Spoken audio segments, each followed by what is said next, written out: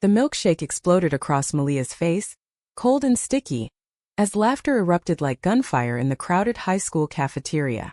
Freak! Go kiss your girlfriend in hell.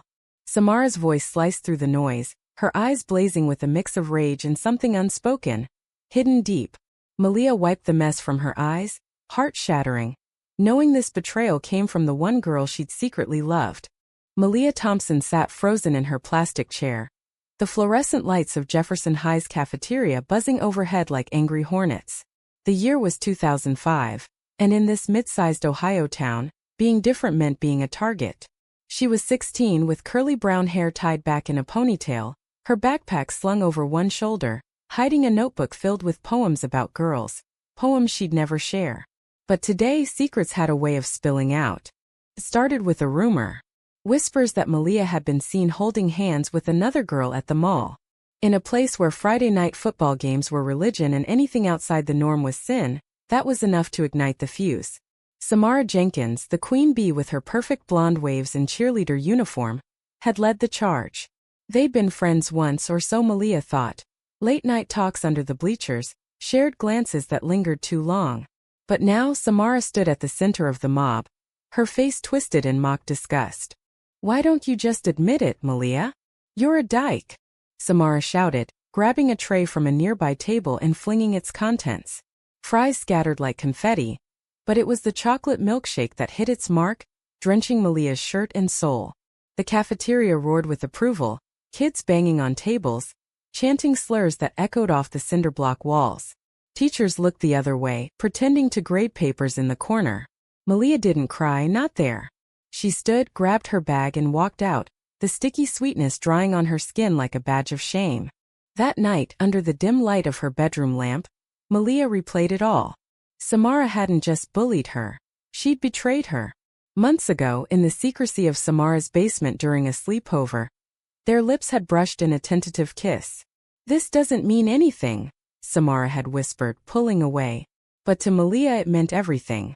The next day at school, Samara acted like it never happened. And when the rumors started, she fanned the flames to protect herself. Malia wrote in her journal, "How can love turn to hate so fast?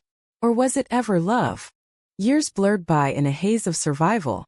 Malia graduated, left Ohio for New York City, chasing dreams of a life where she could be herself. She worked odd jobs, waitressing in diners, bartending in queer bars, saving every penny. College came and went.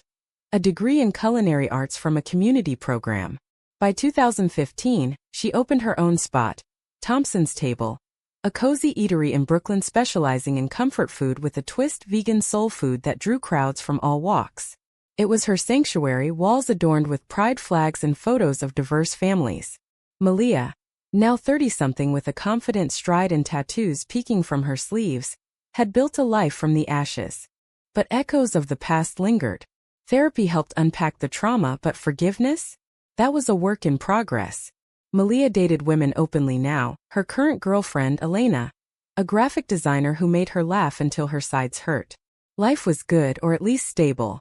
Until one rainy afternoon in 2025, when a teenage girl pushed open the door of Thompson's Table, her hoodie-soaked, eyes downcast. "Can I? Just sit here? I don't have money," the girl mumbled, fidgeting with her backpack. She looked about 15, with familiar blonde hair matted by the storm, and a haunted expression that tugged at Malia's memory. "Of course, hun. What's your name?" Malia asked, sliding a menu over anyway. "Ava. Ava Jenkins." Jenkins. The name hit like a freight train. Malia paused, her hand trembling slightly as she poured a glass of water. Could it be? She glanced at the girl's features, the sharp jawline, the blue eyes. Yes, it was unmistakable. Samara's daughter. Ava settled into a booth, staring out at the bustling Brooklyn street. Malia busied herself in the kitchen, mind racing. Why was this kid here alone and hungry? She plated a grilled cheese, extra melty with tomato soup on the side, and brought it over. "On the house," she said softly. Ava's eyes widened. "Really? Thanks. My mom's. She's not doing great. We just moved here from Ohio. Job loss, you know." Malia nodded, sitting across from her. "Ohio? I grew up there. Small world." As Ava ate, stories tumbled out. Samara had married young, had Ava at 19. The husband left when things got tough. Addiction issues, financial ruin. Samara worked double shifts at a factory, but layoffs hit hard. They'd come to New York for a fresh start, crashing with relatives in a cramped apartment. Ava spoke of her mom's regrets, late-night tears. She says she wishes she could redo high school. Made some bad choices. Malia's heart clenched. Bad choices like bullying the girl she'd kissed in secret? She didn't probe, not yet. Instead, she offered Ava a part-time job, washing dishes after school. Build some savings, Malia said. Ava beamed, the first real smile Malia had seen. Weeks turned into months. Ava became a fixture at the diner, her laughter filling the space. She confided in Malia about school bullies, about questioning her own identity. I think I like girls, Ava whispered one evening as they closed up. Malia's breath caught. History repeating? No, she wouldn't let it. That's brave of you to say, Ava. And it's okay. More than okay. Malia shared bits of her story, omitting names. The bond grew, mentor and mentee, laced with unspoken ties. Then one crisp fall day Samara walked in. Older, lines etched around her eyes, but still that blonde hair, that posture. She froze seeing Malia behind the counter. Malia? Oh God. The air thickened with 20 years of unspoken words. Ava, wiping tables, looked up confused. Mom? You know her. Samara's voice cracked. We went to high school together. Malia forced a smile. Long time no see. Coffee. They sat in a corner booth, Ava hovering nearby. Samara apologized in halting breaths. For the cafeteria, for the betrayal. I was scared, Malia. My family, the town. I liked you too, but I couldn't admit it. So I hurt you to hide. Tears flowed. Malia listened, anger bubbling then softening. You broke me, Samara. But look at us now. As the sun set over Brooklyn, forgiveness flickered like the neon sign outside. Not full absolution, but a start. Ava watched, learning that love in all forms could heal. The revelation hung in the air like the aroma of fresh-baked pie cooling on the counter. Samara's hands trembled around her coffee mug, the steam rising in wisps that mirrored the turmoil in her eyes. Malia, arms crossed, felt a storm of emotions, resentment, pity, a spark of old affection she thought long extinguished. Ava stood between them, her young face a canvas of confusion and dawning understanding. Mom, what do you mean you hurt her? Ava asked, her voice small but insistent.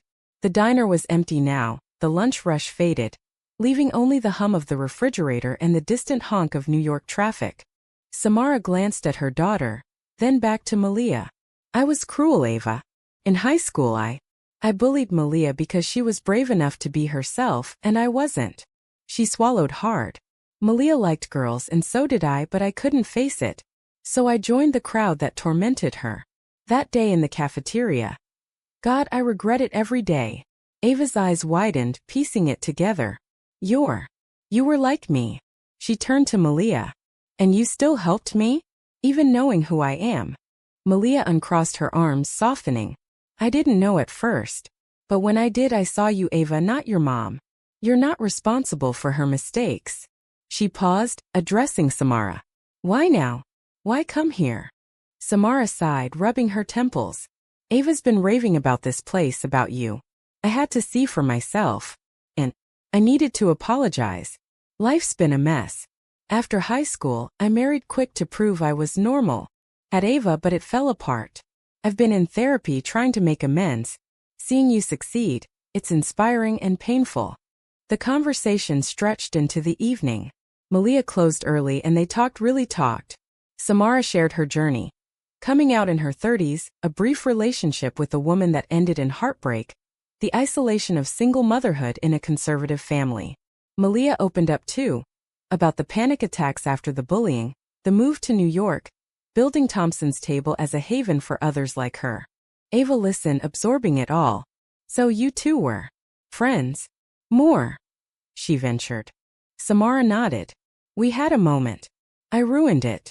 As night fell, Samara and Ava left, but not before hugs, tentative, charged with possibility. Malia watched them go, her mind whirling. Elena, picking her up later, sensed the shift. Old ghosts? She asked, kissing Malia's cheek. Something like that. But maybe they're turning into allies. The next weeks brought change. Samara started visiting the diner, first awkwardly, then regularly.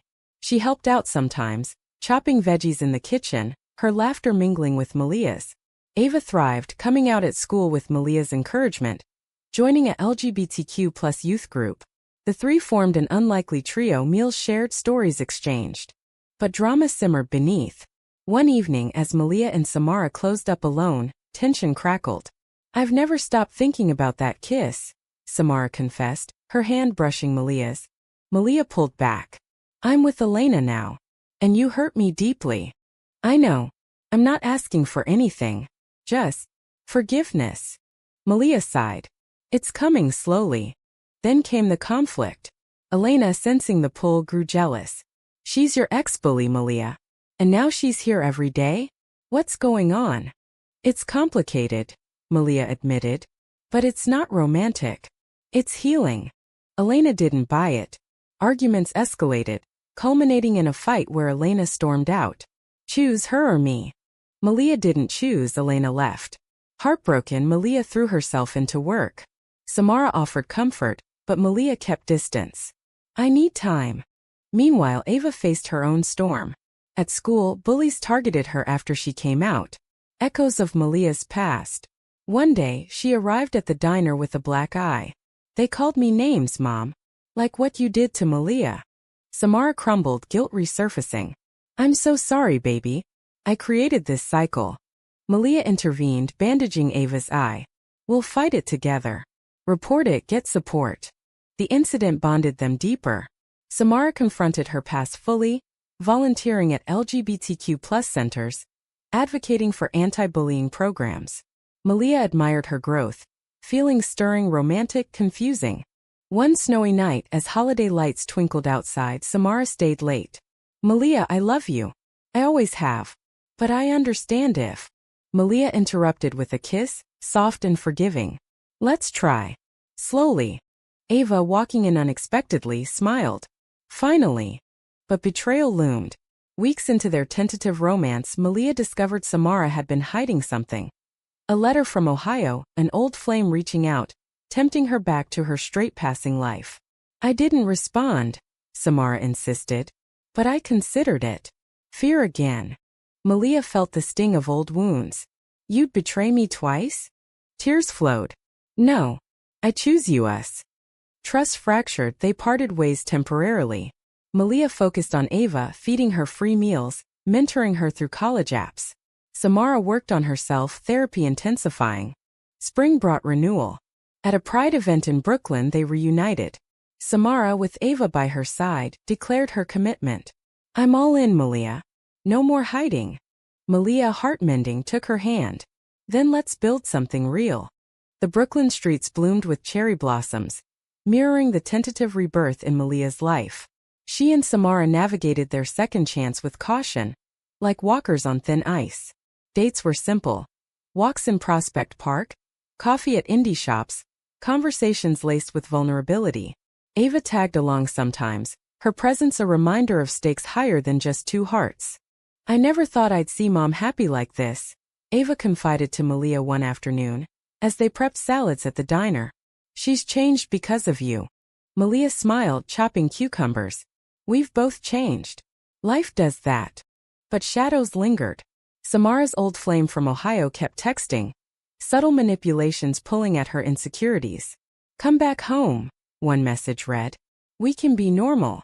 Samara deleted them, but doubt crept in. At night she lay awake, fearing she'd ruin everything again. The high point came during Pride Month. Thompson's Table hosted a fundraiser, rainbow flags waving proudly. Samara stood beside Malia, introducing herself as her partner. Cheers erupted.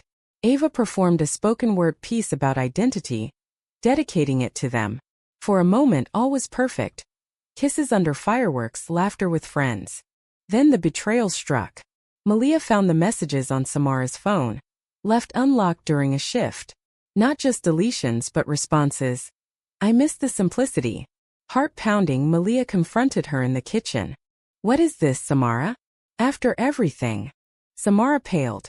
"It's nothing. I was venting." I ended it. But you engaged. You considered leaving. Tears streamed. I'm scared, Malia. This life, it's real but hard. Ava's future, my family disowning me. Malia's voice broke. And me? Am I not worth it? The argument escalated, plates crashing metaphorically in raised voices. Ava overheard, storming in. Mom, stop. You're hurting her again. Samara fled, leaving Malia shattered. The diner felt empty, echoes of joy turned hollow. Elena, hearing through mutual friends, reached out. Need a shoulder? Malia declined, but loneliness gnawed. She poured energy into Ava, who became like a daughter. Free meals turned into life lessons, college essay reviews. Don't let fear win, Malia advised. Samara vanished for weeks, back in Ohio sorting her head. Letters arrived, apologies, promises. Malia read them torn. Climax built at Ava's high school graduation. Samara returned determined. In the auditorium amid caps and gowns she pulled Malia aside. I cut all ties. Therapy helped me see. I love you fully. No more half measures. Malia hesitated. Prove it. Samara did. She moved in permanently, co-managing the diner, advocating publicly. Their romance deepened, quiet mornings in bed, shared dreams of travel. But trust rebuilt slowly, therapy sessions joint. Ava flourished, accepted to NYU on scholarship.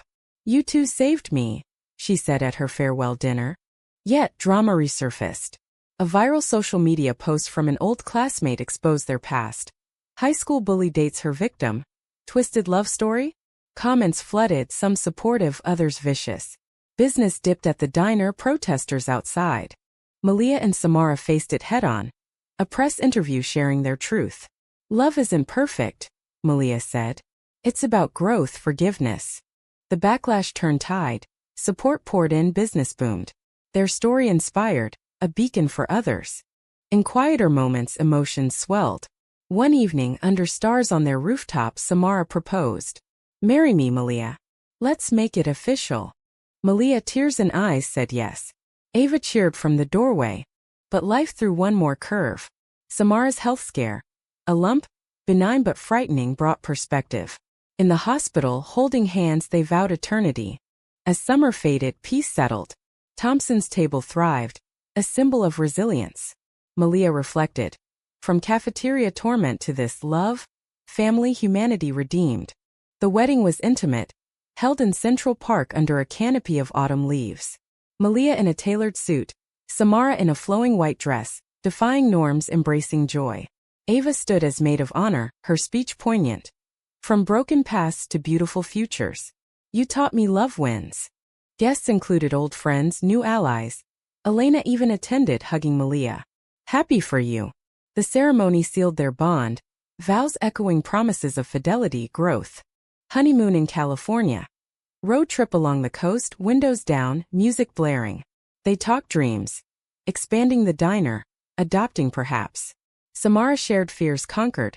Malia admitted lingering scars. Intimacy was emotional, deep, holding hands at sunsets, whispers in hotel rooms. Back in Brooklyn, reality intruded. Ava left for college, the apartment quieter. Samara threw herself into work, but old habits died hard. A call from Ohio, her mother ill, begging reconciliation. Come alone, the condition, no Malia. Samara went, returning conflicted. She wants me to visit more, but accepts us. Sort of. Malia sensed withholding. What aren't you saying?